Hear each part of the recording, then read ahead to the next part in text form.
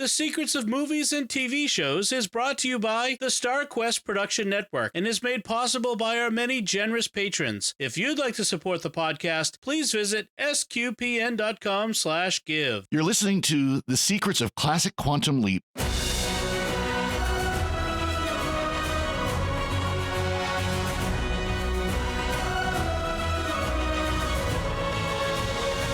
Hello and welcome to The Secrets of Classic Quantum Leap, where we're talking about the hidden meanings and deeper layers found in the great TV series Quantum Leap. I'm Father Cory Sticha. With me today are Joanne Mercier and Shelly Kelly. Howdy, Joanne. Hey, Father Cory. And howdy, Shelly. Hello, everybody. I think Shelly and I were just on not too long ago with the Field of Dreams, so it's good to see you again. Thanks. And of course, Joanne and I were on Secrets of Tech about once a month or so. Oh, yeah, we kind of do that little podcast. We have fun doing it. Mm-hmm. So before we begin, I'd like to invite everyone to join our discussion of Classic Quantum Leap and our other shows on our Discord at sqpn.com/discord. So we're talking about this series, which was aired many moons ago, I think would be a good way to put it, to be polite, quite a while ago, because, of course, they have a new Quantum Leap that has come out this year that's set 30 years after the original. But this series aired on NBC. It was five seasons. The first season was a shortened season. It was kind of almost like a pilot season, trying the thing out. And there were aired from 1989 to 1993, and there were 97 episodes. Now we're kind of talking before that at the time, to hit the 100 mark was to hit the syndication mark. Mm-hmm. And I don't know. I wonder if that was a conscious choice on the part of NBC not to make that mark, because there had been they weren't sure if there was going to be a season 6 or not. And we'll actually talk about that as we talk about some of the episodes. But it was canceled in season 5 and was never picked up for the 6th season. So I don't know. I don't know if that was a conscious choice or not. I think 97 was close enough because it ended up in syndication anyway. Yeah. So if you're close, I mean, they made enough to make some money on it afterwards. Yeah, exactly. And of course, nowadays that doesn't matter because it'll end any series will end up on the streaming service, Firefly, even though it didn't have the 100 episodes. But it was this series was created by Donald Bellisario, who he's best known for JAG and NCIS. You know, that's what most people know him for is NCIS. He created the NCIS franchise, but he also made Magnum PI, the original Magnum PI, and Airwolf. Of course, I grew up watching Airwolf. I loved Airwolf as a kid, but he has another credit that you might be interested in too. Oh? He wasn't a creator, but he also directed, wrote, and produced the original Battlestar Galactica. Ah. Oh, that's right. He worked with Glenn Larson on that. Mm-hmm. That's right. That's right. Glenn Larson, another one of these kind of super producers of the time. You know, I think Glenn Larson, he did Knight Rider, I think was one of his shows. I think so, yeah. I can't remember for sure, but you know, there's these super producers, Glenn Larson and Donald Bellisario, both who've had, you know, hit after hit after hit on TV. So, but Donald Bellisario, don't forget Dick Wolf. Dick Wolf. Yeah. He only had to make one series and just repeat it over and over and over again. Yes. Hey, that's what they're all doing now. Yeah. Kind of like what NCIS became. But as I said, you know, there's now a new series of Quantum Leap that's set 30 years. So the original series, as we find out from the last episode, ended in 1999 is where it was set. And so the new series starts in 30 years later, 2029. So 6 years from now. So what's your both memories of this show? We kind of talked about it a little bit before, but. Well, I don't want to say I was newly married, but I was turning 30 around this time. So this was one of those must-watch shows that my husband and I would sit down and watch every week. I can't remember what night it was. I almost want to say Thursday, but I don't think that's right. But we would sit down and watch Quantum Leap because it was just so different. Mm-hmm. You know, funny thing is, 10 years, well, not 10 years later, but right after the show ends, Touched by an Angel comes on the scene, and it's almost like I said this is Quantum Leap 2.0 because it was the same type of we're going from place to place and doing good and righting wrong, and we just weren't doing it in we just weren't doing it in time traveling. It was more media, but it was almost when this one finished, that one showed up. Well, it was an anthology show. Quantum Leap. That's one of the things Quantum Leap is. It's kind of an anthology show where it's not like Twilight Zone or something like that, where every episode is a different story, a different set of characters, and so on. Well, and for me, I grew up watching Voyagers. Does anyone remember that time travel show, Voyagers, with Yes. John Eric Hexum? It was in like 1982, 83. And I was very impressionable, 10 or 11 years old. Yeah. And so Quantum Leap to me is just the same type of show. And I look back and I credit in some small part Voyagers and a love that I have for reading biographies with kind of spurning out my interest in history. And that's what I majored in college. And so Quantum Leap came out in 1989. I was in college pursuing a history degree. And I'm that type of person when I watch something that I know is historical fiction, I'm the one that goes to the library, now the internet, but then the library and gets a book out about what really happened. I know that's fiction. I know they're writing it for us to be interested in, and they're maybe hyping it up or making it a little shinier so that we'll be interested in the story. But I always want to know what's the real story, the rest of the story, as Paul Harvey might have said. So that's where I remember. And I think, Father Cory, I was saying before we began recording, how watching several of these episodes preparing for tonight kind of put me back in my college age self.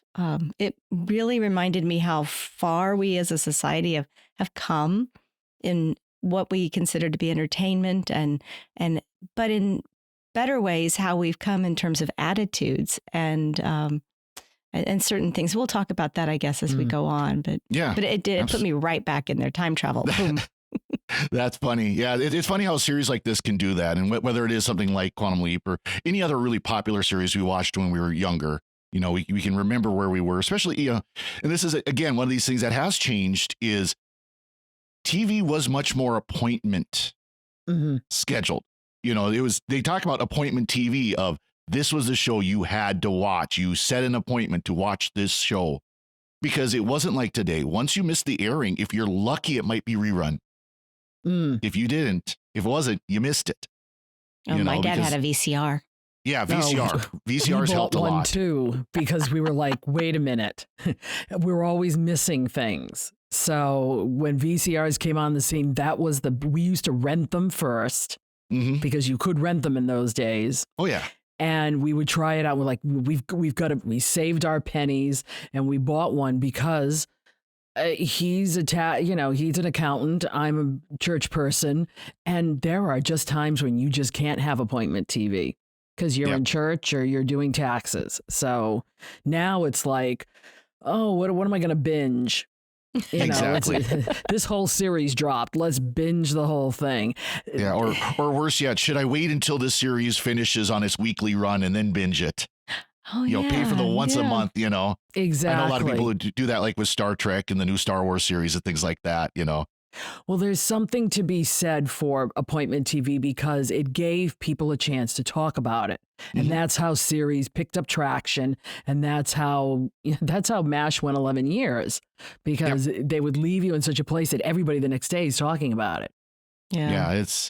I agree, where it takes you back. But this is where I show that I'm the young pup of the crew. Oh, gee. When Quantum Leap was out, I was in junior high school. That's not too far behind me. No. Well, you're just still both behind me, but that's okay. But yeah, I watched, of course, and as a kid, as a junior high schooler who was into Doctor Who, was into things like that.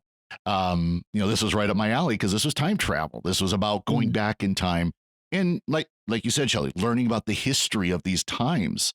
And that is one of the attractions of this show is it showed the histories on the histories level. They did kind of give it a little spit polish and shine to make it look better for, evening TV watching. But it still showed the history. And they had characters like Martin Luther King. They had JFK. He leaps into Lee Harvey Oswald at one point. I mean, so they show these histories, and it is so much about the history as much as it is the science fiction and all that. And about the characters too, because a lot of times it's not just the history, but it's about these characters and the place they had in history. Mm-hmm. And so it just makes it even better, in my opinion, when you're not worried about it. And I think this is good because the three of us were in different life periods at the time too. Mm-hmm. So we're going to see this show from a totally different lens. Each one of us has got a different lens. Yeah. Well, and as I look back at it, you look at most of the characters that he jumps into, they're minor nobody characters. They're not anybody's, they're characters that were made up in a certain time, in a certain place, but they weren't big influencers. The changes he made tweaked their life a little bit, maybe, some more, some less, but it wasn't anything earth shattering. Usually, again, there were special episodes where it was. And, but of course, the end episode, it kind of talks about that, all these little things, they add up. Exactly, because it's not everybody who is known are the only ones that change lives.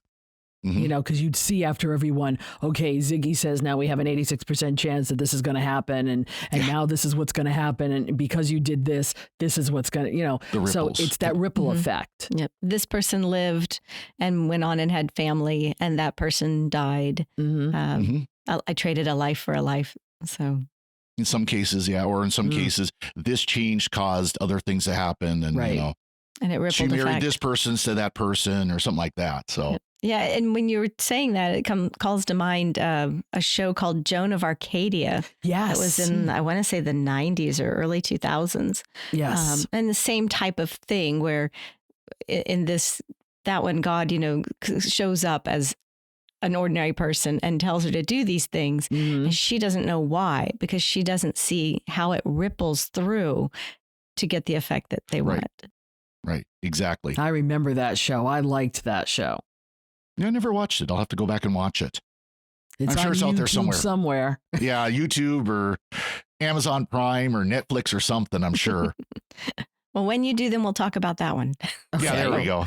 So, but for this one, let's get kind of into the basic premise of the show. And at its surface, it's a time travel show. Dr. Sam Beckett, played by Scott Bakula. Dr. Sam Beckett is the head of the Quantum Leap Project. He develops this time machine, this accelerator that sends him back through time. But instead of just sending him back through time, it sends him back as other people. He leaps back as other people. And one thing that those people come out of the accelerator looking like him, and he looks like them. Right. And so everybody around him, when he's back in time, think that he's that person. And of course, he knows he's not. And he goes through time to time to time, time period to time period to time period, righting wrongs, correcting historical injustices, and so on. And he's got his helper Al, the hologram, played by the great Dean Stockwell. I love Al. Fantastic. Al he's so good. We'll talk a little bit more of these characters later, but he's there to connect with the rest of the Quantum Leap team, including the super mega computer that's sarcastic, to help Sam know what his job is. What is he called to do here? Kind of that call of vocation again. You've got something you need to do that you're called to do at this point to make these little tweaks to time.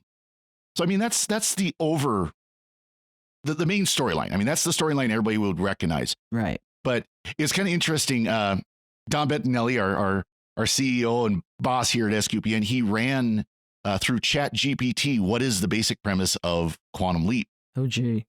And of course, it comes up with time travel. That's the first obvious one. But one of it also identifies 4 other themes. Redemption.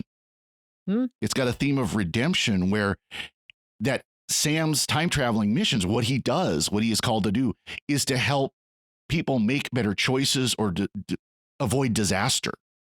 Again, to put right what once went wrong. And so.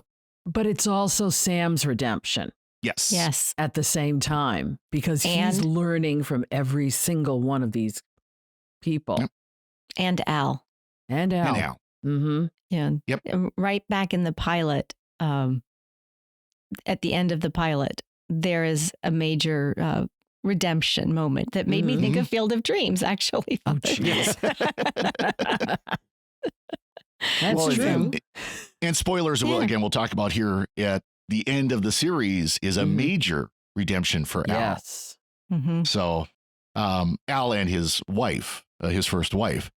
So we've got that redemption. We've got identity. It's first of all, Sam figuring out his own identity as he's leaping through time, and the identity of the people that he's leaping into, but then also those around them, their identities as well, of who they are, and, things like that. I always loved it when he leapt into a woman.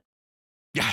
Because it was an instant joke from the first beat. Oh yeah. Because it's like, he does not know how to maneuver this. He's like, he look in the mirror and go, oh boy, here I go again. I'm a woman. And it's funny. It's just, it shows that between men and women, you think the other is species or sex, and you don't. Yep. They have totally different reactions to everything. And he learns all about that. I mean, and he even jumped into a nun, he didn't jump into a nun. He jumped to the boxer. But he's jumped into quite a few women that were hysterical. Yeah. And then they'd make him up that way, and it was just funny. And he would use it to his own advantage, because the other person would see this small petite woman, and then he'd knock the living snot out of him because he actually was this big buff guy. Yep. Third thing that the premise that identified is social justice. There's a lot of these episodes where the wrongs he is writing is things like racism, sexism. That's where some of the episodes where he leaped into a woman were about that. Racism, where he leaps into a person of color, a black man, or something like that. And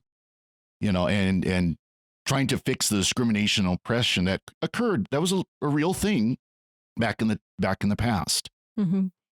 Yeah, and one of the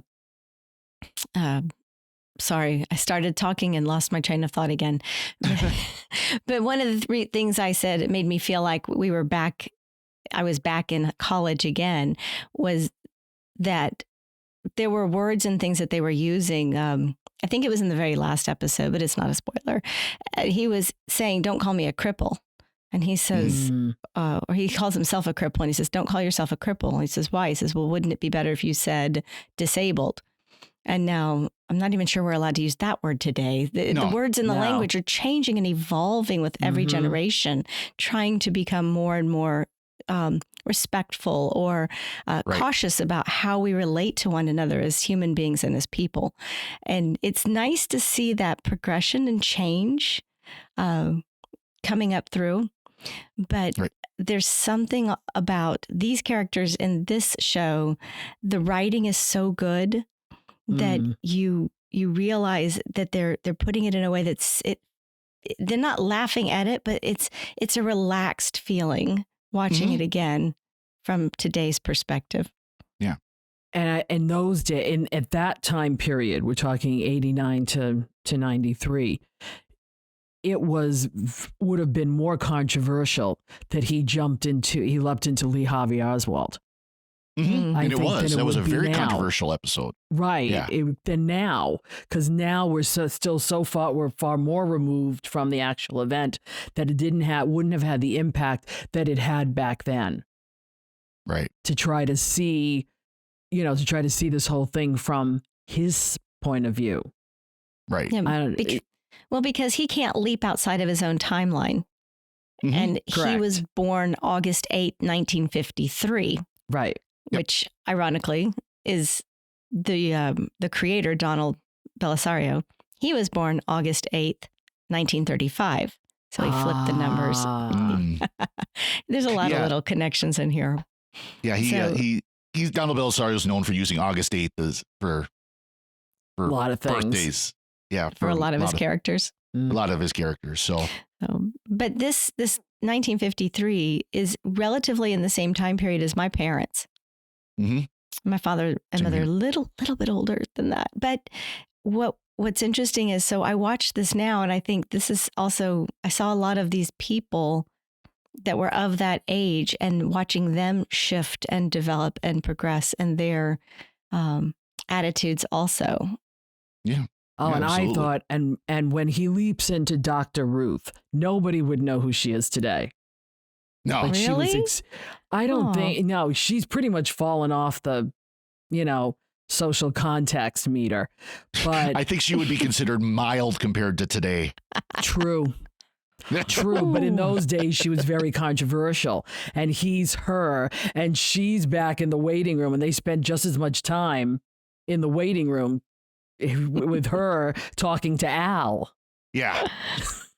than they did with why he was leaping into her. So those kinds of shifts were very interesting as well. It was nice to see sometimes the real people back in the waiting room Mm-hmm. trying to figure out what just happened. Talking about Al right then, I didn't remember how, I'll say the word like sexist he comes across especially in the early episodes. Everything's a skirt and everything's a hookup and I'm using modern language, but I hadn't really thought of that. I mean, and why when I'm 17, 18, 19 years old, did that not bother me? But here I am now going, wow, that's kind of racy. Yeah. Well, and they call it in the episode where Al and Sam swap. Sam talks about how he got some of Al's brain cells, and of course, it's the ones that makes him raunchy. But Al, I mean, Beth is the love of Al's life. Right. So, and again, we talk about redemption. Go to the last episode again. That's right. But she was his true love. Right. And since it didn't work out, everything else then was a skirt.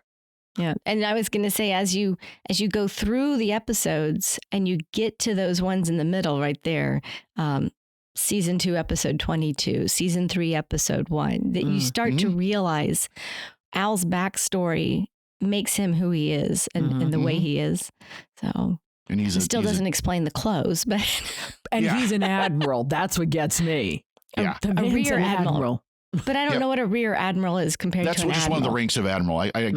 Sorry, I was Air Force, so I don't know what the admiral ranks are, but that's one of the ranks of admiral. I want to say he had 2 stars on his uniform. Which I didn't look that close. He had 2. 2-star general. I think you're right. So he's a 2-star general. I guess it'd be 08. Officer rank 8. So one last thing, and it kind of ties into this about Al and his relationship with women, is the idea of friendship and loyalty. You know, of course, the friendship between Al and Sam having to rely on Al and Al being loyal to him. But also, again, the friend, the things that are developed further on with Al and his loyalty towards others as well. Yeah, even though the girl, was it the wife or the girlfriend that he had was having an affair with Gucci? Yeah. Tina. Right. You tell me something I don't know. Tina and Gucci are having an affair. Oh, tell me something I can use to save Al. Something I need. Yeah. That doesn't help much. And I love Ziggy. The props for Ziggy have changed. I mean, it looks like a toy. It looks like a kid's toy Lego set in here. And now when you go to the new Leap, it looks suspiciously like an Echo. When you see that little round palm thing, ball thing, it looks like an Echo. Well, Ziggy itself is so we'll get into this is a good time now to get into the characters. So, and we'll start with the minor characters like Ziggy. Ziggy is very much a character in this as anybody else is. Yeah. And Ziggy is the supercomputer that is very sarcastic, very insulting, and just kind of fun and but it's the desk and everything looks like a bunch of like clear Legos snapped together, with lots of flashing lights. This was the late 80s, early 90s. The little hand computer that Al used to communicate with Ziggy, that was the kind of same thing. Well, now a new Leap, Ziggy looks like a typical server farm. Right. Bunch of flashing lights on a bunch of computers with some terminals set out in front. So it's they kind of lost the aesthetic of the original, the quaintness of the original, the uniqueness and the otherliness of Ziggy in the original. But Ziggy No- is the one that is saying what's happening. Ziggy tracks Sam and is able to say, this is what's whoever's handling, to Al, this is what's going to happen. This is where he is. This is what you have to tell him he needs to do. And Ziggy does all the probabilities of what's going to happen. I love it that Amazon lets you call your echoes now, Ziggy, because mine is a Ziggy. That's funny. Oh, that's funny. And no one understands why. So that's been lost in social consciousness. But Ziggy is an important character, even though it's not a flesh and bone. But I wonder if, because it's a woman's voice in this series, if they were paying homage to Star Trek. Oh, could be. Because remember, that one was sarcastic too. So I'm wondering if he was paying homage to Star Trek. Because the minute I heard it was a woman's voice, I was like, okay, that's Star Trek. And he even describes that he designed the computer to run with a big ego. Right. And that made me think of Solo. And the Star Wars Solo. Oh, the Star Wars movie Solo. On the Millennium Falcon. Yeah. The Millennium Falcon. Remember I forgot the name of the There's a droid that had the... And she leads the big, it's a she, and she's with Lando, and she leads the big slave rebellion out of the mines, the Kessel mines. And they have to upload her memory into the Millennium Falcon. But she had the same big ego and sarcastic wit. And so what are we saying about computers? They're sarcastic females, or they're very really sarcastic. smart. and they're really smart. Yeah. Well, having a lot of data doesn't always mean smart. Knowledge. And they help each other, though. And that's when we're going back to the friendship and the relationships. All these different minor characters support and empower our two main characters to be able to do what they need to do to set things right. Yeah. So. Right. And we've got, one of the characters that gets yelled at a lot. We only see a few times, but is Gushy. Gushy, the lead programmer, who has bad breath. That's always that's like the first thing is like, Gushy, oh yeah, he had bad breath. And the other, Gushy, get me out of here. Gushy, door. Yeah, Gushy is yelling at him. Which I'd never heard that name before this show. Is that a normal name, or have you heard it before? It's a nickname. Right. It's a nickname for his. I forgot to write down what his given name was, but that was his nickname based off his last name. Okay. Let's see if we can find it real quick here. Yeah, I'm going to try to find that too. There we go. Dr. Gushman. Irving Gushman. Ah, that's it. Gushman. Okay. That makes sense. I think he was basically there for comic relief at times. Right. Even though Al was the basic comic relief. Yep. Oh yeah, he was very much comic relief and to be kind of the helper for anything that needed to be done in the Quantum Leap project. They could bring his character in. And then one character we only see a couple of times, but she's a very important character, at least that even if Sam doesn't remember her, is Dr. Donna Elise. Yes. Who we find out in the 4th season is his wife, but he has completely forgotten her. And Al was ordered not to let him know that he was married to her because he needed the freedom to do what he needed to do in the leaps. Which was very, very... Well, and then she appeared in... was it season 1, episode 3? Yeah, she appears originally.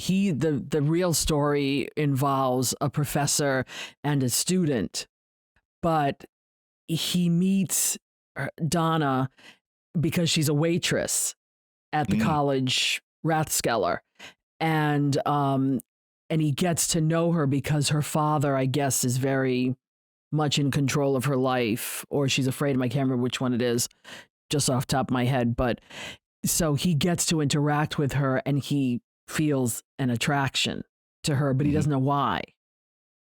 So but it really doesn't, but at least you get introduced to her at that point, and then she comes back later on.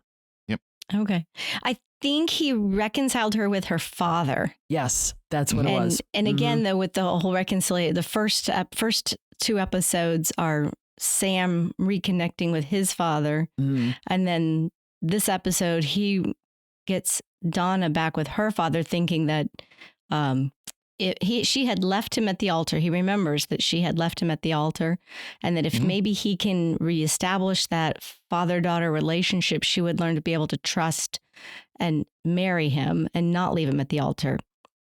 And I guess it worked.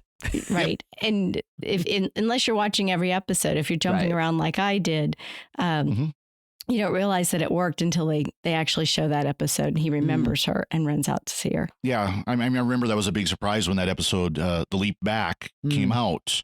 And we're going to talk more about some of these episodes here in a little bit. But I remember when that episode came out, it was a shock, that he had this person that was there and that she kept it silent all this time. Because one thing, forgot to mention kind of in the premise of the show is by him leaping back, he's lost his memory.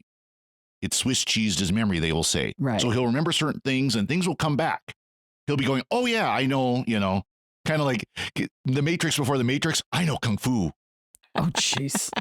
Because he was a black belt in Kung Fu, but he didn't remember it at first, and didn't remember his name at first. And he didn't recognize Al when he first saw him and things like that.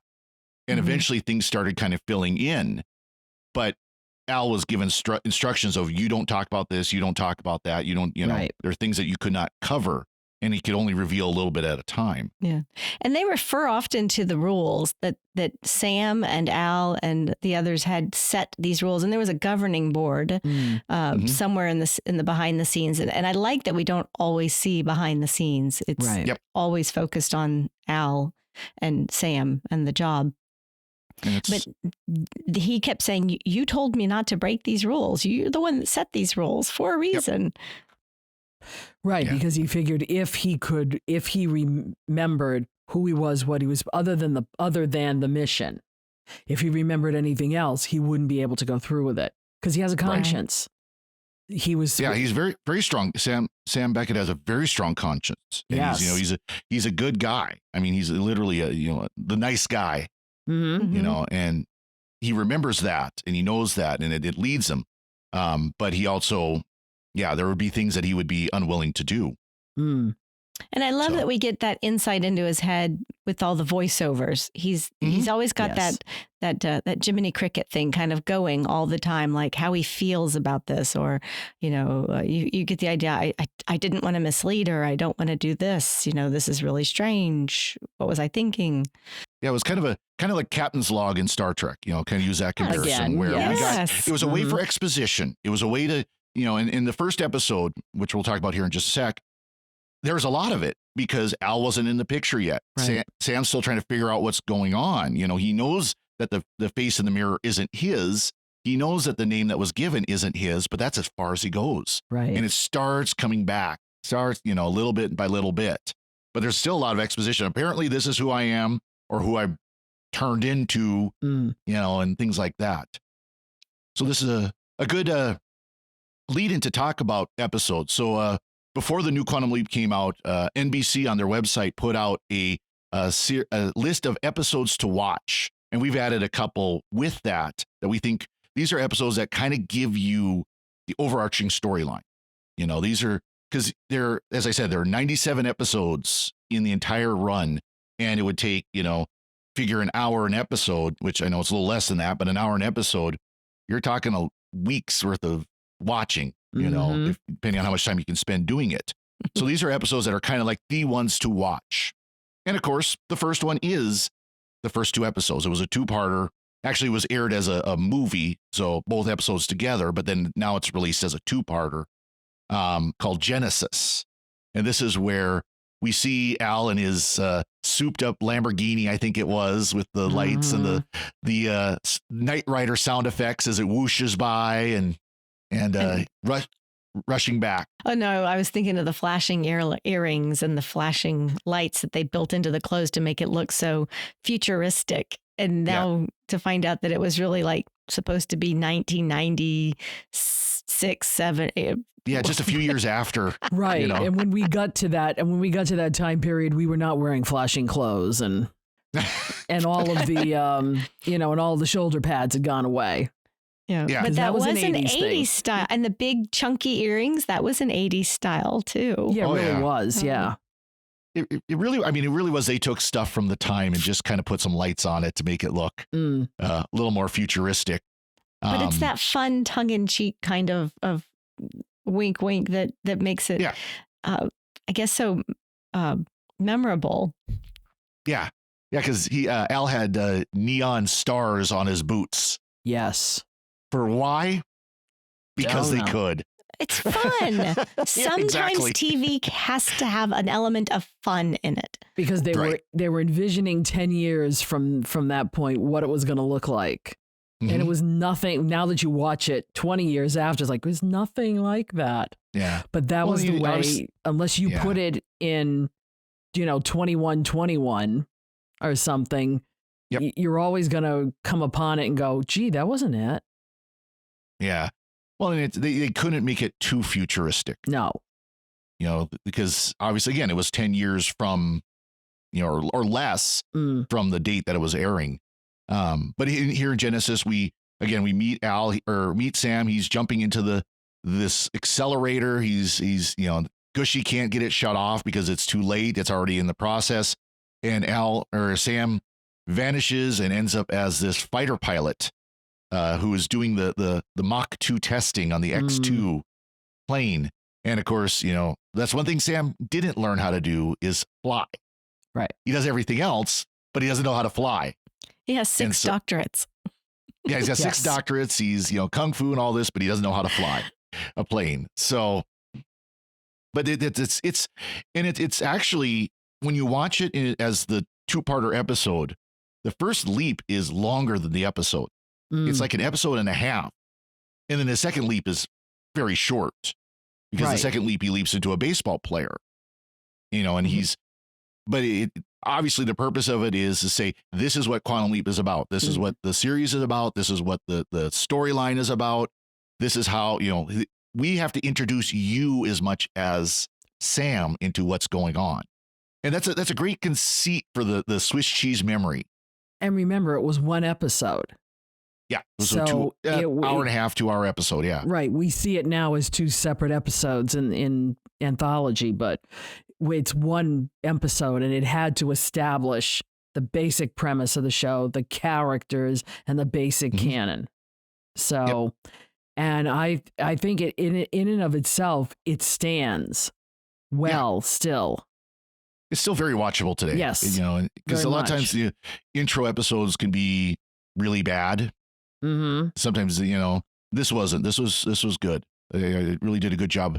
And then again, it had the second part where he's going as like this baseball player, pro baseball player, and he remembers his dad, how to get a hold of his dad. And that's one thing he remembered in the first part is that his dad had died 20 years after this point. And so but that was like in the 70s when his dad had died. So he wanted to connect with his dad just to hear his dad's voice. Yeah. And it was interesting how that was one of the first things he could remember when he realized the date that my dad's alive. I could talk to him. And he grabs the phone and goes to call it. And it's funny because especially people who don't remember or didn't know, they used to use fewer numbers when you dialed a phone. Yep. I did not have that. Right. 5 numbers. Right. And you had to say like, hi, 5. They had like a 2-letter abbreviation sometimes instead of that was your exchange. It was your neighborhood exchange. Right. Yeah. And they show that because he wants long distance, Indiana, Elkhart, but he couldn't remember his last name. He couldn't remember the last name, and he couldn't remember the digits. He could remember the Oakdale exchange, I think it was. And she's like, well, I can look up the number. What name? And he's like, he can't remember. Yeah. Yep. But Al tells him when he's the baseball player, Al, I guess, kind of takes a little pity on him and breaks the rules and tells him his last name is Beckett. And I don't know whether Al knew he was going to rush to a payphone and call his dad, but the conversation between him and his dad right there gives you that first emotional, real connection where you think, oh my gosh, what would I give to call my mom or my dad or someone that you've lost that's been gone for a long time. Yeah, absolutely. So we all connect to that right away. Exactly. That's what starts to make the show so endearing because Sam is going to be every man. Because any one of us put in this situation might do the exact same thing. Just because he's a scientist with 6 degrees doesn't mean Yeah. You know, he's still a human. Well, that's just it. He has all this head knowledge. Mm-hmm. And this is him finding his emotional and heart and spirit knowledge is every time he leaps into another person. Well, you can imagine he dedicated his life to doing this project, and we do find out it was so that he could go back and talk to his dad ultimately. Mm. You know, that's what led him to discover time travel or to work on this time travel project. You know, not just to set wrongs right and things like that, but also so he could go and be with, and as we see in a later episode, try to save his dad. Right. It doesn't succeed, but he tries. And I think anybody would try to do that too. Mm-hmm. Mm-hmm. That's, again, Absolutely. it's an everyman scenario. Yeah, I agree. I agree 100%. Well, in the next episode after Genesis is Starcross, and this is one that introduced to us Donna Elise, Dr. Donna Elise, who we find out again later is his wife. And this, it turns out that he had, as we talked about earlier, he had a chance at her and she left him at the altar, but he was able to change it so that, unbeknownst to him, that she did end up marrying him and was still married to him. He just didn't know it. Right. So another good one. That one wasn't on the list. Was that Shelly? Was that you that added that one? Or? I did. No, yeah. Joanne. Okay. Yeah, I added that. And it's unfortunate when they finally show her in a couple of seasons later, it's not the same actress. Yeah, right? it was Terry Hatcher. Terry Hatcher was the first actress. Yeah, which I was like, well, why? After this, went on to Superman and Lois. And, right. Yeah. Lois and Clark. And I Lois think and Clark. Superman and Lois is the newer one. That's right. And I think that's why she couldn't. I think she was contractually doing that other show, which was too bad because they were very good about, if they brought people back, they brought the same people back. Yep. That's a key when doing some of these shows. If you can use the same actor, Yep. Mm-hmm. then it keeps you sucked into the mythology of the show. The minute you change actors, it's like, oh, gee. Well, it's kind of amazing when, again, a series like this where it wasn't available for streaming, it wasn't available for binging. So it might be a couple of years before you see that character again. Mm. And there's a couple of times where he leaps back into similar people. Mm. We'll talk about that, to the same people. And the end episode where they bring back some characters. Yeah, but they were good about, like you said, good about casting the same actors, even if, it was a few years. Next episode we're going to leap up to is called MIA. And this is an Al episode, although indirectly, because this is the episode, in this episode, he leaps into a police detective who ends up meeting Beth, and through Al's guidance tries to keep her from getting married, thinking that Al was dead. Of course, she can't see Al. He's a hologram that only Sam can see. But she tries to he tries to use Sam so that she doesn't get married to this other guy, which it doesn't work out, unfortunately, at this point. The minute he realizes the date, I think that was an April 1st episode. He's only running configurations with Ziggy for Sam going and stopping Beth from meeting the man she's going to marry. And so misses completely what he's really there to do. And the theme of the Vietnam War and these Vietnam veterans is tied throughout this whole episode because the police partner is had told a story about being frozen and there being an infant. And so that's what was supposed to be the focus. But in the meantime, Al has Sam running around, but we get to see Al watching Beth and he'll pop in and pop out. And it isn't at first that Sam realizes Beth's last name. It isn't right away that he realizes what Al is trying to do. And but at the very end, he doesn't leap. And at the very end, he says, Al, I think you're being given an opportunity to just say goodbye or to be with her one more time. And he goes in, and I found this really kind of funny. He goes in there and it's Unchained Medley playing. Yes. And then they start to dance to their song, which was Georgia on My Mind. Oh, yeah. But I'm watching this and I'm thinking, hang on a second, Unchained Medley, a ghost, a hologram, dancing with, this is Patrick Swayze, a ghost. Yeah. I'm like, okay, wait, which one came first? Do you know? I'm going to guess this did. This came out first. Yeah, so this one I was going aired. to say Ghost was closer to mid 90s. They're so close. This aired May 9th, 1990, and Ghost, the movie, came out July 13th, 1990. So I didn't have time to look and see if there was somebody working on the same production. But how is it that they would come up with exactly the same thing? But I do notice that they have different movies sometimes. You know, like in Law and Order, they're doing real life stories, or Blue Bloods. They'll pull something from last year's news. Yep. So I'm wondering if this was kind of a nod to Ghost. There's got to be a connection there somewhere. And it's because Ghost would have been, all the filming would have been done by this point, by the time they would have done this episode. Because TV episodes back then were very short production times. Oh, yeah. Not like today where it's a year because they're doing so many special effects and everything on them. But who would have known? Right. Well, it's got to be somebody. See, one thing about Belisario, he really is very much for veterans.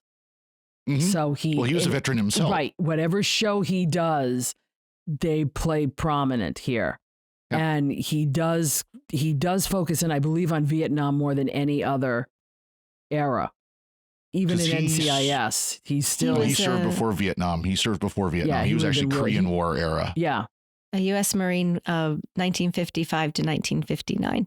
Right. Okay, so right after Korean War then. But he's so this is something that he does. So I'm looking on the Ghost site right now to see, I'm interested to see if there was some connection. If there's a connection with him, his production company, was there something that went right? Yeah. And should mention, because I don't think we've explicitly said it, but Al was a POW in Vietnam. He was a prisoner of war. And the reason why she thought he was dead, because it was very, very common that the North Vietnamese would not allow the POWs to communicate home. Unlike, Geneva Convention and other treaties permit, they would not allow that. So she hadn't heard anything from Al for, 2 years, 3 years, thinking he was dead. And it turns out he was POW. And he returns home after she had remarried.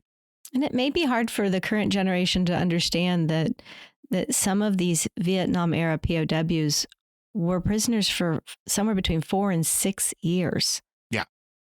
And held in the most atrocious conditions. And so I love that they kind of gave that nod, recognizing, seeing, knowing.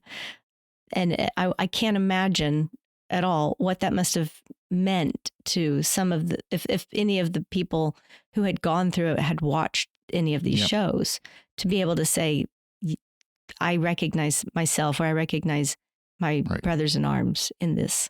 Well, and this is a time, of course, the POW MIA movement, is from even during the war was starting to ramp up. This idea of we need to get our prisoners of war back. We need to identify those who are missing in action, those who have died that haven't been identified yet. But in the late 80s, early 90s is when that started really ramping up. That's when you started seeing the black flag with the We Will Never Forget logo on the bottom of it, So the black and white flag, that you see pretty commonly now still to this day, but this was really when it was kind of at its height. It was really ramping up at this point. So that it was a good connection to something that was current, that people were worried about that. And you still hear of, to this day, where there'll be remains found somewhere in Vietnam and they'll identify through DNA who it was, that it was one of our soldiers or airmen. And when was the Vietnam War Memorial dedicated? Wasn't it kind of around this time that they were? Was that mid 80s?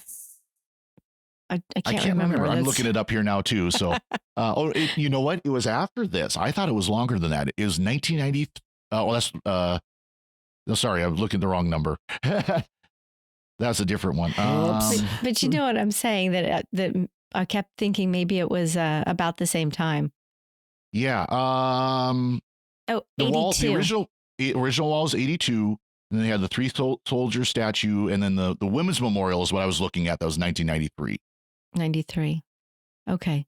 I remember I going knew to DC in middle school, and I think it was brand new, or it had been there for a short time. Sure. So, anything on Ghost there, Joanne? Or? I can't find a connection. You know me and my conspiracy theories. I can't find a connection. I'm sure there is one, but I can't find. Although I did find out that Don Belisario knew Lee Harvey Oswald. Oh, that's right. They had served Yeah. at the same time. Yep. So he knew him. So yeah, he's he's quite a character. Yeah. Oh, yeah. He wrote what he knew. I mean, there's a lot of him in a lot of these characters. Yep. Mm-hmm. So, for example, Al's character, his father is Italian and his mother is Russian. Mm-hmm. And if you look up Don Belisario, his father is Italian American and his mother is Serbian American. Close enough. Okay, yep. So yeah, he definitely puts himself into all of his characters. Exactly. So leaping forward, we go on another set of episodes. And this is a 2-parter episode. This is actually very important 2-parter Not episodes. a far leap, because this is the very next episode. These 3 that we're going to talk about are all together. Yeah. Yeah. Because the MIA was the end of season 2. The Leap Home parts 1 and 2 were episodes 1 and 2 was season 3. So we went right from MIA. And again, with the summer break, that was back when, remember when TV shows had summer breaks? Yes. And you had reruns, or you had the other little series they would kind of sneak in the middle once in a while. Because I think that's actually what Quantum Leap was. It was originally a summer. That's why it had the 9 episodes for the first season. Oh, That's usually what they would do. Think to look at when it aired. Yeah, so season 1 aired, March 26th to May 17th. So kind of sort of about that time when they would go into reruns and small series. Again, things that are completely foreign to people today. But The Leap Home, part 1 is just what it said. Sam leapt into himself as a 16-year-old on their farm in Indiana. And of course, as soon as he realized what was going on, he rushed in, and his parents were there and his family was there. And, he got to see his dad. He got to spend time with his dad and tried to save his dad, if you will, keep his dad from live. Yeah. Eating all the cholesterol and, gee, Dad, don't you want this instead of that? And why would anybody want this instead of that? Maybe we shouldn't eat so much bacon. And decaf coffee, and things and cigarettes and I'm things just worried like that. about your health. Yeah. And by the way, Scott Bakula played his dad. You don't think about that. Yes. Oh, and he sings Imagine in this episode. He's trying to tell them without telling them why he knows these things. And I think he tells his sister. Right. And he sings the song, and then she believes him and she starts crying. He's like, "Why are you crying?" She says, "Because I've never heard that song before. And that means everything you're saying is true. And that means Tom is going to die." That's brother, right. The oldest brother. He tried to warn his brother off from going over to Vietnam. Mm-hmm. And they were all just kind of like, "Oh, come on, you're just, thinking this." But his brother Tom was an Annapolis man and a Navy SEAL. Mm-hmm.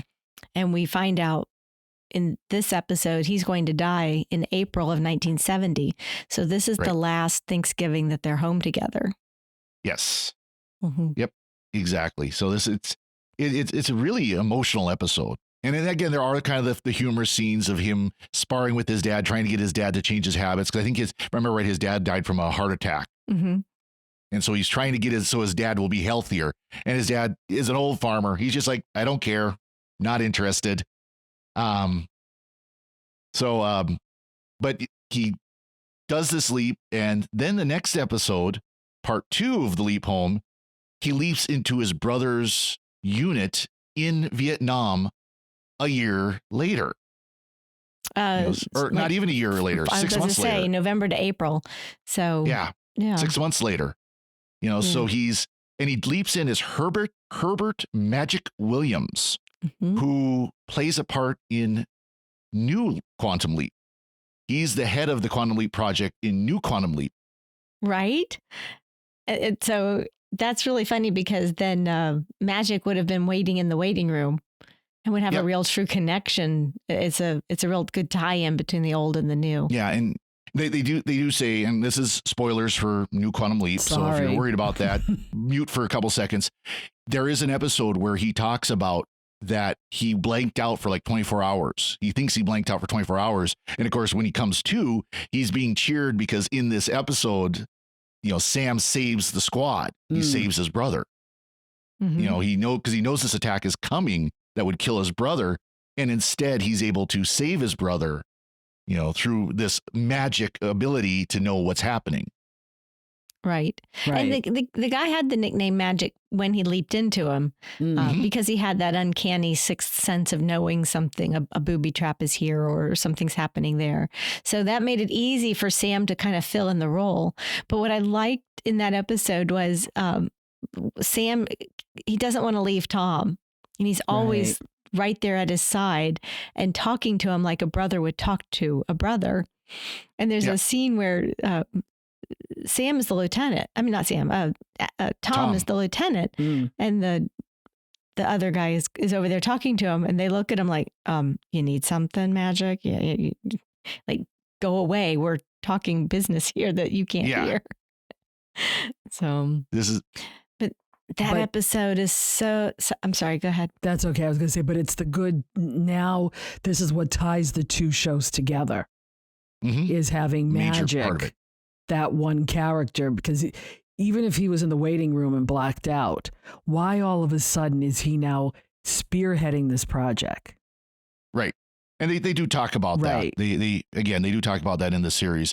But it is interesting that that they chose to do that they chose to take a character and a fairly important Leap character and make him part of the new series. And it works really, really well. It really does. And if anything, it helps to answer the eternal question of the series is, do they remember it? Right. And they hint at it because there are times where they talk about when Sam came back home, which is the next episode we'll talk about, he didn't remember. Here he was losing his memory of the leaps.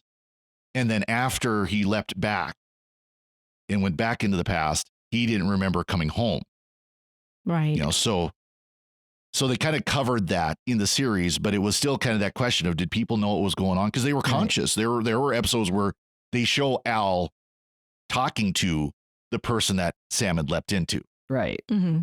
Yeah. In this episode, The Leap Home, he saves his brother, but there's a female photographer who's embedded in with the unit to get some photos. She kind of runs off, and she takes a series of pictures. She sees 3 POWs being moved by the VC and snaps some pictures. She doesn't survive. Tom lives, but she dies. And we find out that she ended up winning a Pulitzer for her last photo on the roll. And when Sam goes to look at it, the face looking back, this tied up POW being dragged through the jungle, he had turned and looked at the camera, and it's Al. Yep. Oh, that's right. Yeah. And Sam's thinking, I could have saved Al. Right. Yep. And see, that's Sam's dilemma through this whole thing, because he sees that there's more that he can do, but that's not his mission. Right. Okay. His mission is the one that he leaps into. The peripherals, that he would like to also save isn't always going to happen. That's why back to his Beth episode, that, he's realizing, wait a minute, which is my mission? Yeah. There's 2 ways he could go, and he has to figure out what's the best. And he wants to help Al because of the friendship. Right. Now, just kind of the photographer was played by Andrea Thompson, the photographer in this episode. She's more recently known for NYPD Blue, but she was on Babylon 5 as Talia Winter. Oh, geez. Oh, my gosh. That's where I knew her from. Yep. When I watched it earlier today, I was like, oh, I know her. Where do I know her from? Yeah, she was Talia Winters in Babylon 5, one of the telepaths. There's always another sci-fi connection somewhere, isn't there? I think she looked better in this one. Probably. Okay. It's a character. I think her character looked better in this one. I should clarify that. Sorry. All right. Yeah, there we go. So now we're going to leap forward. Sorry, I got to pull the leap puns out every chance I can. Yeah, go ahead. It's fine. But we're going to go forward actually for another episode that this is the start of the 4th season, the start of the next season. And this is the leap back. And this is the episode where Sam gets home. Yes. For one episode. Because the end of season 3, he's actually in an insane asylum. And I mean, it's literally, that's what they call it, an insane asylum. And, he's getting shock treatment. Well, it's affecting him where he's turning into the different characters he's leaped into. He's bringing out these personalities. Well, at the last scene, they do a shock just as he leaps. And you see both Al and Sam go blue, glow like the leaping. And the next thing you see is they come back. Al's in a World War II era army uniform. Sam's in a white outfit. Sam can walk through things. Al can't. Right. They switched. They leaped around. And they leaped back to 1945, which is within Al's time frame. Lifetime, right? Not Sam's. And so this is where we get to see Donna. And we find out that, yes, he was married to her. And yes, she told him to keep things back for the sake of his mission. Right. Right. And the thing is that Sam knows he has to go back, but he really doesn't want to. Yeah. Now that he's putting everything back together, and she makes the sacrifice. Yes. Yep. She tells him to go, even though he's struggling. He really doesn't want to go back, but he doesn't want to go back because he doesn't want to lose her. But at the same time, he has this loyalty, the friendship and loyalty we talked about earlier, to Al. For everything Al did for him, he can go back and save Al. Right. Yes. Because Al wasn't supposed to be the leaper. Nope. Which is now going to the new series. Yeah. That's prevalent from day one. The real leaper is not the one who goes. Right. Right. I think that's their whole premise. It's a shift in the premise. Yeah. That's I think also right there, they say what year it is. And they give a date, September 18th, 1999. Yeah. And it was funny when I heard that because I had my first child September 2nd. Oh, geez. So it was one of those, I know exactly where I was. That's right. This is where they give the date. I was thinking it was the last episode, but it was this one. Yeah, that's right. No. And everybody's all quippy and, everybody's getting some, I should say, too. And it's funny because they're all like being so snarky with each other, all these cute little one-liners. And you're like, oh, my gosh. Yeah. But he says, I can't let Al die. Right. And how many times has Al saved my life? And the computer's like 23. She tells him right off. Yeah. Well, use that retrieval program. Well, what's the chance that you're going to come back? There's a 9.6% chance of retrieval. Yep. And you're like, yeah, this isn't happening. Yeah, there was supposed to be a program in the computer that could, or in the program that could grab Sam and pull him back. And it didn't work the first time because he had already blown his cover. Right. And not knowing what he was doing, but he'd already blown his cover. And then this time it was, we know that is because he had a further mission he needed to do. He couldn't go back. Yeah. I really liked that episode, the way they wrote it with the role reversals flipped, and that they were he was willing to put himself back in there, possibly forever, to save his buddy. Yep. Exactly. Yeah. And you get and they also kind of switched the characters a little bit because they did this thing where like parts of their brains swapped. Yeah, that was and so fun. Al's, Al, who was the womanizer and, always making the innuendo jokes and everything. Now he's the goody two shoes. And Sam, who's, he's struggling with it, but he's the one who's making all the innuendo jokes and leering at the women and everything that Al would do as, they're walking by. And you go, what am I doing? And it carries on for a while. It continues on through the rest of the series because every once in a while they'd go back to that. A little bit of Al comes out. And they do the Back to the Future thing in this where Al sends a letter through Sam's parents' lawyer to be delivered on the particular date, because Al remembered the date because it was his fifth wife's alimony hearing. Oh, jeez. That's right. Yeah, Al was a mess, but that all gets changed. But he was a mess throughout the series, and he was a womanizer. He was always looking at women, always leering at women, and so it's fun. It was fun to see that kind of role reverse. Although there was one point, it's like, forget it, I'm not going to be a prude anymore. They're in the back of the car, but it was kind of fun. Going forward, now there's really not a lot that changes throughout the rest of season 4. Season 4 is pretty much, one story after another. Again, this is anthology stories, and some of them are great and some not so much. When we get to the 5th season, and you can tell this is where they were, are we going to go on to season 6 or not? So there's an episode, Deliver Us from Evil. It's the 7th episode of the 5th season. They introduce the evil leapers, that there's another quantum leap out there somewhere. And these, while Sam is guided by the forces of good, whether, God or fate or what, the universe or whatever it might be. And they use the term God quite frequently for who is guiding Sam. There's this other leaper, Alia, who is not so much on his side. And what's interesting in this episode is this is one of those where he jumps back into somebody he jumped into before. Right. There was an episode where he jumped into Jimmy LaMotta, who was Down syndrome. Yes. And he leaped back into Jimmy again after, he had fixed this marriage between Jimmy's brother and his sister-in-law. And he leaps back into there, and the relationship is breaking up again. And that's where this evil leaper is there influencing to undo what Sam had done. And that's where we meet this Alia and her hologram, Zoe. And she's the female version of Al. She is absolutely the female version of Al. She's the one who's leering at all the men. And, when she recognized, these two leapers leap into their characters, the people they're in. And when they touch, it does the sparks, and they see each other for who they really are. They don't see the character. So she does not see this Jimmy who has Down syndrome. She sees Sam Beckett. He doesn't see the person that Alia leaped into. He sees her.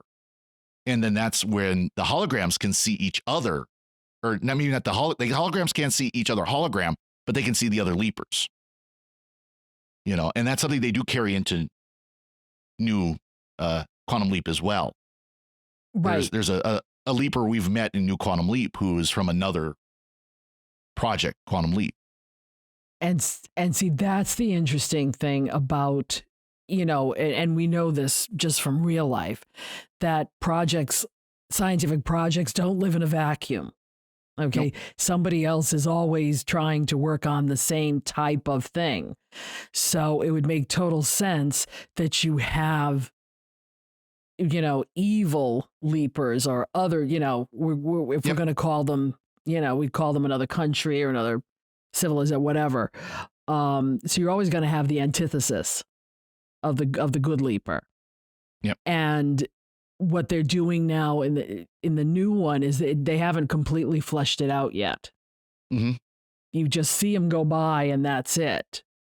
But if you know this story, you know that there are other leapers floating around.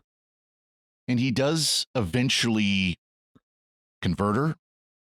This Alia, she's kind of trapped in, just like Sam is trapped in his leaps, she's trapped in her leaps, but she's trapped to do the evil that she needs to do, or is called to do. But Sam is able to convert her. And so then Zoe, her hologram, then becomes the leaper to go back and try to kill Sam. How that goes. Of course, that doesn't work. Right. Obviously. But yeah, so it's an interesting thing. You can tell it's something they wanted to develop more. And, maybe that's a good thing, New Quantum Leap will help them do that. But it's something they wanted to, that they wanted to have this regular antagonist to Sam. But I think what happens in season 5, and this may have been what became their downfall, they were trying to break some new ground, because you've got a series in its 5th season. You've done just as much everything that you can think of in the first 3.5. Yep. And now you want to go into a different direction. Will your audience go with you? Mm-hmm. And I think what happened was people didn't want to go that way. They Right. wanted to continue to have the feel good, Sam goes in, does the formulaic thing, and Al is funny, and Ziggy does her sarcasm, and we're done here. But if you see how the 5th season progresses, it's getting increasingly more complicated. Let's put it that way. And I think they may have lost, which is why they didn't go into the 6th season. Yeah, and it's, well, in the final episode, which we can kind of move into that, right? Mirror Image, the final episode of the series. This was the "Are we going to go on or not" episode, and they go very meta, extremely meta on this episode. Sam leaps into himself on the day he was born, right? Literally the day he was born, and he's in this coal miner town, in this bar that coal miners go to. And some of the miners have names like, Gushy and Ziggy, and the bartender is Al, and the bartender is more than he seems. He very much is. Again, this is the meta of this is Sam figures out that this is whoever this bartender is the person that has been guiding him through the leaps. Right. And so, and it kind of ends up with how there's kind of basically this is a respite. This leap is a respite because things are going to get worse. It's the calm before the storm. And so it's clear that what they wanted to do with season 6 is they wanted to make things more difficult on Sam. And they wanted to, one thing he does is he ends up leaping as himself instead of leaping into people as he had been doing. Right. And I think that was the path they wanted to take from this point, where instead of being in this person and having to figure out who this person is, now he shows up in a situation as an outsider and has to interject himself into it, which I think would have been an interesting way, but it was a change in the show. And I think the executives said, no. Yeah, we don't want you to do that. Which is why at the end of Mirror Image, it's very contrived. It's like, we have to tie all this up quickly so people don't go away mad, and fans still went away mad. Yeah. Well, and they filmed several endings. So the ending that you see is he's at the bar, he's talking with Al, the bartender, and he leaps to the room back to where Beth was dancing in her house when Al was doing the hollow dancing, you can say, the shadow dancing, but he's leapt in as himself. Right. And he tells her that Al is still alive. So he changed his own history. Right.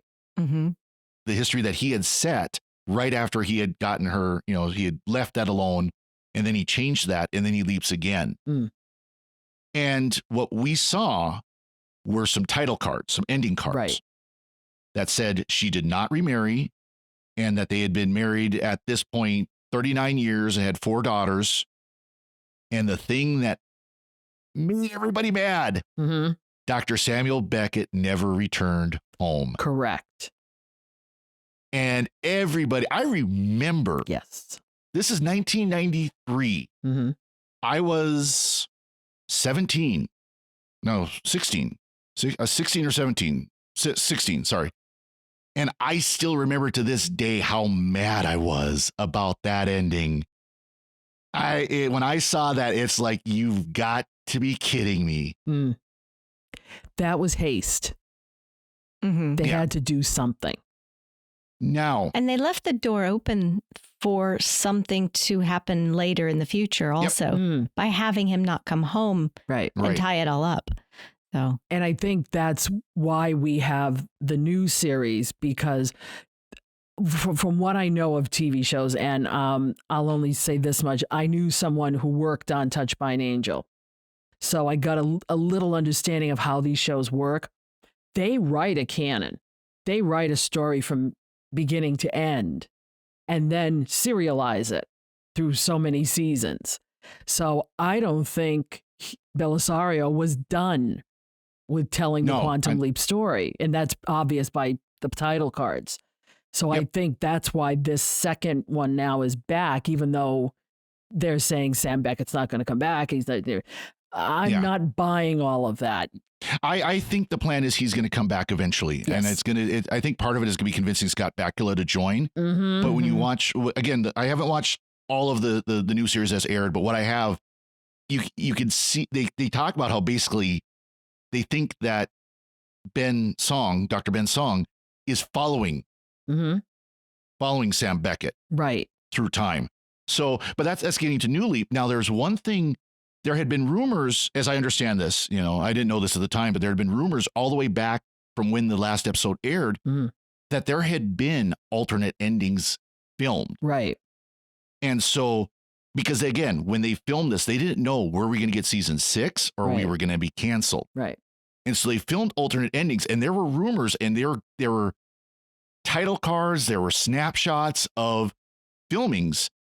And then one day, let's see here, how long ago was that? Wasn't that long ago, relatively speaking. 3 years ago, someone called Leaper 1953 posted on Reddit a 1-minute snippet of Beth and Al talking about Sam continuing to leap. That was supposed to be the original closing sequence. I'll make sure that we get this put in the show notes. It's, it's very grainy footage. You can tell it's not been processed. The sound is, it doesn't have it's just the camera sound. It's not the boom mic sound, things like that. But you can hear them talk about how they're still looking for him and that he is leaping as himself. That's where I said that. That's what what the plan seemed to be. So, I believe it was Scott Bakula basically said, yeah, this is legitimate. Right. This was a film. There were a couple alternate endings they filmed, but this is one of them. Right. So, yeah. So Belisario wasn't done with this series yet, but it only took him 30 years to get it going again. Well, whatever it is. I think he has more clout now. Yeah. Yeah. And money. And money. And I think we're ready for, and I'm not saying ready in fandom. I think the streaming end of life. Because I think he knows he will finish this story whether or not it's on a national network. Yeah. If NBC doesn't want to keep it, he Peacock. Yeah. If NBC doesn't want to keep it and Peacock doesn't want to keep it, he can go somewhere else and shop it out. And Amazon Prime will take it over or Netflix will take it over. Or some of these that have, nice deep pockets that are willing to finish TV series. Hey, look, if Magnum PI, the redo can go from CBS to NBC. Yep. And then some shows flip like that. But one thing I did want to just recall back quickly is in the premise of Sam Beckett, he's not supposed to leap outside of his timeline. But he does in the original series. Well, he leaps. Well, they explained it with Al. No. Because he had part of Al's brains basically in his head. And that's how they explained it for there. Was there other episodes where they did that? Yeah. In season 5, almost one of the last episodes, it's episode 20, The Leap Between the States. He leaps back into his great-grandfather during the Civil War. I forgot about that one. Okay. Oh, maybe I haven't seen that one. I don't know. So, and I remembered that when the new leap had been leaping outside of his timeline. And I said, well, that's been done before. Yeah. Well, and they even do the whole, well, he's not supposed to be able to do that. Right. Exactly. But he can. So, and this whole, and in the new leap, I think that Beth, Al's daughter, there's a reason why she's pulling some strings for all of this. She must have made a promise to her father. I will bet Probably. any money that's what they'll write in. Yeah. Well, and of course, Dean Stockwell had died a Yeah. couple years ago. Oh, So before yeah. they had started filming. 21. Yeah. Yeah. So it was okay. Yeah. So I think it was before they started filming the series. So they, and they do, the first episode, there's, Beth is there. By the way, go to connections of with New Who. Ah, Been going too long. Let's try not to do it. Okay. Because It's you're okay. talking about classic Quantum Leap and new Quantum Leap. Well, classic Who and New Who. But anyways, but there's the first episode of the new series has Beth right. with pictures of Al. Right. Shows pictures of Al and things like that. So that's one thing they tried to do is this is in continuity. This is not a reboot. This is this is the same universe, same timeline, Same just actress. later. Same actress, yes, Susan Diol. Same actress. Yeah. Which I think is important in television, that you keep the same actors to keep everything going. Now they don't have the same actor for Magic, Right. but I think that's an upgrade because it's Ernie Hudson. Yeah, really. who's Yeah. awesome. Yeah. Gotta love Ernie Hudson. He's a great actor. So, well, that's everything I've got. Is there anything that you guys want to add on this? Anybody out there who's a musical theater fan, if you can catch Scott Bakula singing in any of these, it's a treat and a half, because that's his first avocation. He was a musical theater person. Oh, So he, even though he became a movie or TV star, he would go Right. back to Broadway and do shows. So anytime he's singing, that's really him, and he really knows how to do all that. So, nice. so when he sang "Imagine" to his little sister in that episode, That was him, and he Yeah. really Wow. plays the guitar. He's a real musician. So Yeah. he plays piano and guitar. One thing should mention is this suffers the same problem WKRP in Cincinnati does. Is they're playing actual commercial music Mm-hmm. in the series, and depending on which set you get, Mm-hmm. like if you watch it on Peacock, they didn't license the music, oh, so they changed the music. Oh, So you're not, it's some of it. no. So you're not always hearing the right no. music. Oh, that's a Other shame. times they do. Because he sings Don Quixote in one of the episodes, and I know he does Imagine, and there's a couple of he leaps into Elvis. And that might be a little bit different if he's singing it versus the actual original. Okay, Like you mentioned, like the Unchained Melody. right. If you watch that scene on some service or some formats, it's not going to have the actual song. Oh wow. It'll have some fill-in song. Oh, then everybody has to buy the the 5 season set. Yeah. So that's just one thing to kind of watch for. It's because of licensing. The way those licensing rules are written, it's not like a one time, once they film it, it's done. It's every time it's Wow. re-aired, repackaged, whatever. Wow. So That's a so they shame. kind of do that to get away. Anything else for you, Shelly? just his little catchphrase. We didn't really talk about. We never said it. Oh boy, I love that. That was one of those fun things. Every time he'd leap, he'd First thing he'd say. look around and be like, "Oh boy," and they would do different end with that. versions of it. Mhm. Yeah, different versions of it. Yep. Ben Song has done it a couple of times, He has Kind a of. different but he has a catchphrase. different catch. But he did the first one. I think in the first one he went, "Oh boy." Yeah. Yeah. And, And that and was it's funny that he has the catchphrase he has, because I noticed in the pilot and in the last episode, they just, they don't use that word. They use a different word. So I don't really remember them using a lot of curse words Mm-mm. in this. No, there were no. Well, this was primetime TV. Yeah, so. you wouldn't have done that in those days. back when you weren't allowed to say those words on primetime TV. Yeah, Remember those days, the good old days. well, kind of can't, but they still do it. True. Well, they have certain words that they will say now. So Mhm. Yeah, what was it? George Carlin's 7 words you can't say on radio. Mhm. Those Yeah. can be said on television now, or yeah. You can say most of them on cable. On cable. Yeah. Oh, you can say all of them on cable. Yes. All of them on cable. And a few And most others of you them don't on- want to know about. Yeah. It is harder to raise children with a television in the house. I bet. Yeah. But this is when my 11-year-old loves this series. We caught a couple of them early seasons. So Good. there's Yeah, a it's- lot in the 5th season I do not remember seeing. And you were talking about it. No. I'm going, where was I in 1993 that I Yeah. did not watch television?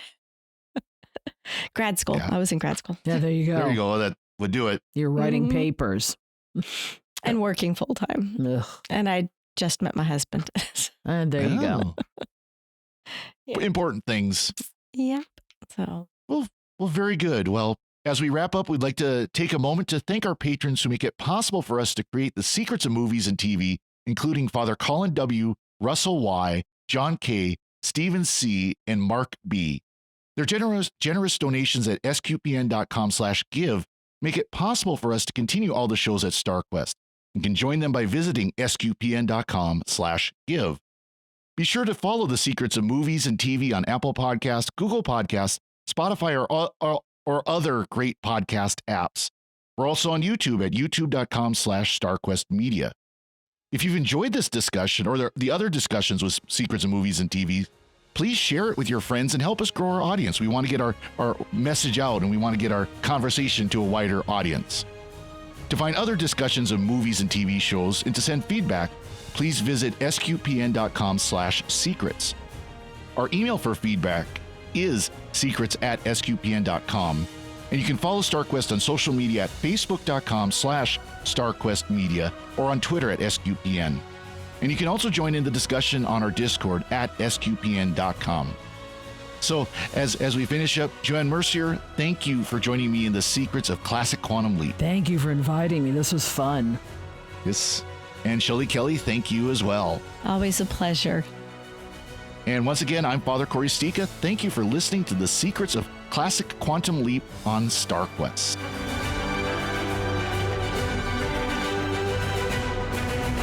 Here's another show on the StarQuest Network you're sure to enjoy: The Secrets of Star Wars. Find it wherever fine podcasts are found or at sqpn.com/Star Wars.